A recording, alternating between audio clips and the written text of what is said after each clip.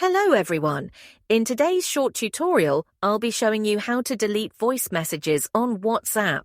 Be sure to watch until the end, and if you find this video helpful, please like it and subscribe for more tutorials and tips. First, open the WhatsApp app on your mobile device. Once inside, navigate to the chat containing the voice message you want to delete.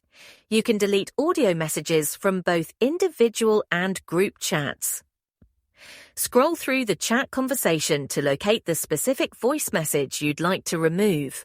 When you find the message, press and hold on the voice message. This will bring up a menu at the top of the screen. Next, tap on the delete icon, usually represented by a trash can at the top.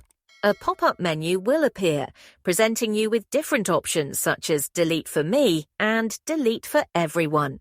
If you select Delete for Everyone, the voice message will be removed from both your chat and the recipient's chat. On the other hand, if you choose Delete for Me, the audio message will only be deleted from your chat conversation. Keep in mind that the Delete for Everyone option may not be available for older messages. And that's it. If this video helped you out, please give it a thumbs up, subscribe to the channel, and stay tuned for more useful tutorials. Thanks for watching.